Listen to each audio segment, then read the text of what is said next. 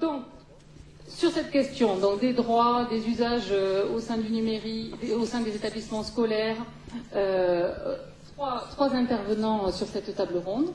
Donc Caroline Benoît, principale adjointe du Collège de Bourg et ancienne coordonnatrice donc, de la ZAP de Blaye, qui est engagée dans un projet autour de la question justement des droits et de l'Internet responsable. Ensuite, donc, Thierry Lavigne, directeur donc, du service juridique du rectorat. Et puis Cédric Favre, qui est donc qui est juriste spécialisé dans le numérique et qui travaille donc, pour Aquitaine Europe Communication. Voilà, donc si vous voulez bien, on va commencer par les usages au sein des établissements scolaires, avec le témoignage donc, de Caroline Benoît. Oui, bonjour à tous. Voilà, je suis principale adjointe au Collège de Bourg et j'ai eu la chance de coordonner le C2I de la ZAP de Blaye, donc le comité d'éducation à la santé et à la citoyenneté interétablissement et interdegré de la zone d'activité pédagogique de Blaye, donc pendant 3 ans. Depuis cette année, depuis la rentrée, c'est M.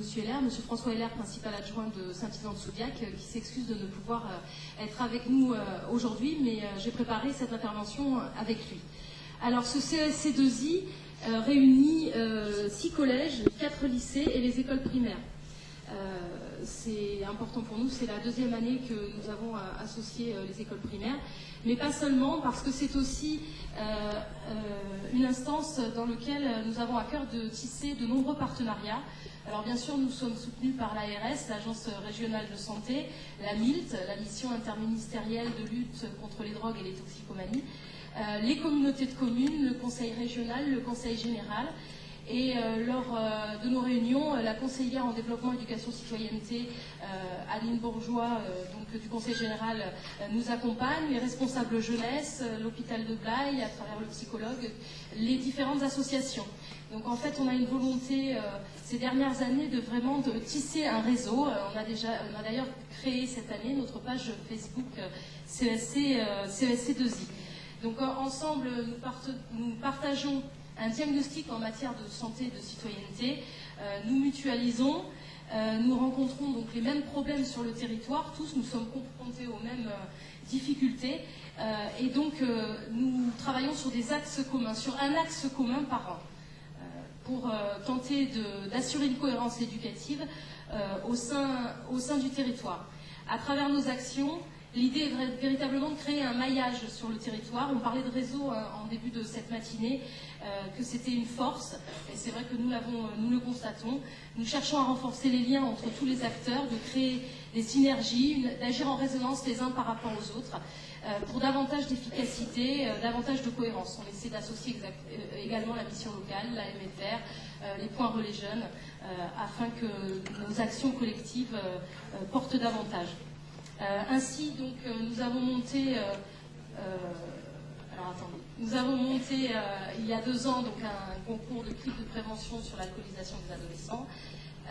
L'année dernière, dans le cadre de la prévention du harcèlement en milieu scolaire, c'était les arts du spectacle qui étaient mis à l'honneur. Et cette année, nous avons décidé de travailler collectivement sur l'usage responsable des nouvelles technologies avec notre action Faites le net. Donc le fil conducteur, c'est toujours rendre les élèves acteurs eux-mêmes de la prévention.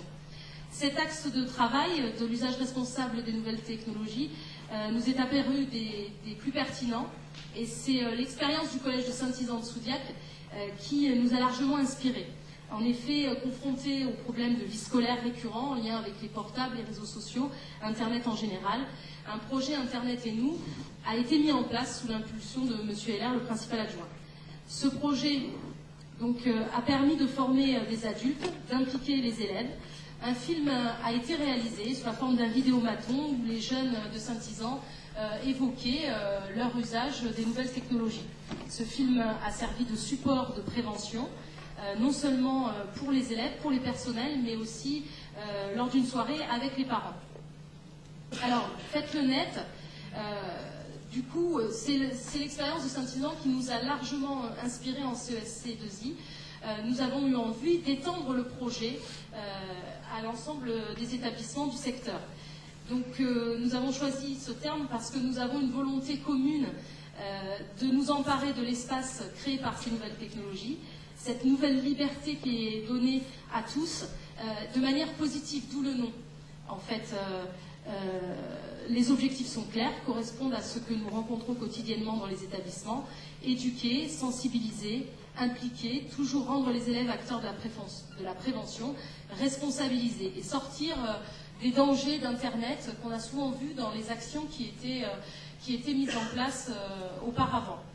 Alors le projet se décline sous la forme de quatre volets. Le premier, la formation. La formation, l'information, et ça, je dois dire que nous sommes très bien accompagnés par le Clémy.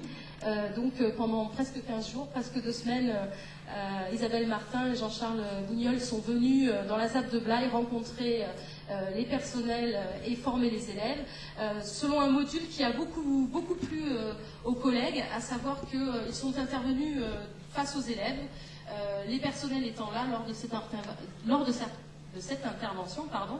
Et puis ensuite, il y a eu un module entre personnel, entre adultes, un module de débriefing, un module de formation. Nous avons également eu l'intervention d'un personnel du ministère de l'Intérieur. 2 conférences ont été organisées pour tous les personnels. Nous avons aussi la possibilité pour certains de nos personnels de s'inscrire à une formation sur le blog WordPress et sur la web radio également. Ça, c'est le premier volet. Le deuxième, bien sûr, c'est la réalisation des supports de prévention par les élèves, pour les élèves. Des diaporamas, des think links, des présis, des clips, des scénettes, tout est possible, tout est envisageable et toutes les équipes dans les différents établissements choisissent le support qu'ils créent avec les élèves. Ces supports ne sont pas seulement, on l'a évoqué tout à l'heure, des supports pour la prévention, ce sont des supports d'apprentissage, apprentissage de connaissances, apprentissage de compétences.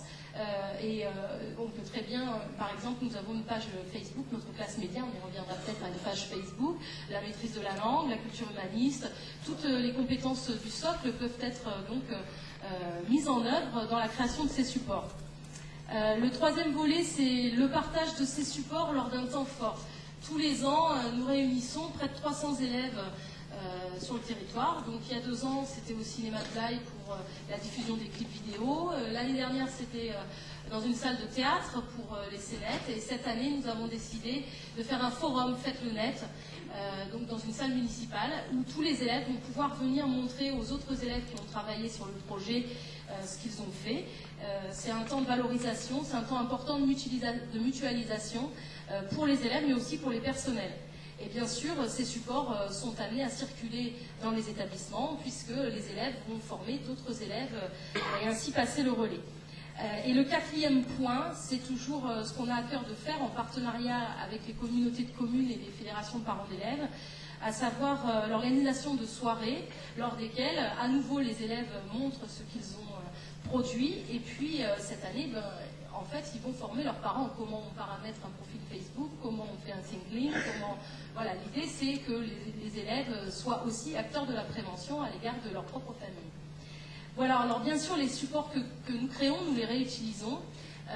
Maintenant, ça n'a pas la même valeur que la force créatrice en œuvre. Et quand on crée, on s'approprie vraiment les choses, on réfléchit aux droits, aux devoirs, ce qui a été l'objet de la formation du Clémy.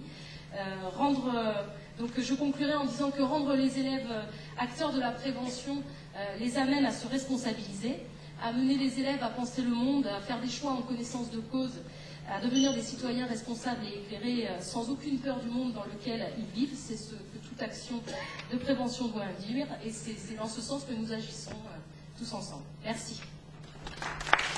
Merci Caroline.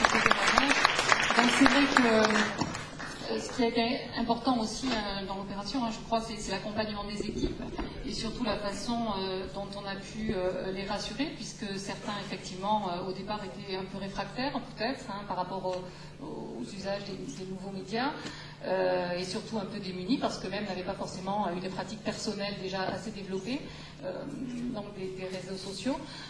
Donc ce travail d'accompagnement, effectivement, a été important pour qu'ils adhèrent finalement au projet aussi. Oui, c'est très important, ce d'autant plus qu'effectivement, je parlais de peur du monde dans lequel on vit par rapport aux adolescents, mais c'est vrai que les personnels ont des craintes bien justifiées, peur, on en a parlé d'ailleurs tout au long de la matinée, et donc, et aussi également les personnels d'encadrement, hein, donc on a besoin d'être tous les uns avec les autres en collaboration, et justement pour informer, pour accompagner, pour donner les moyens d'eux.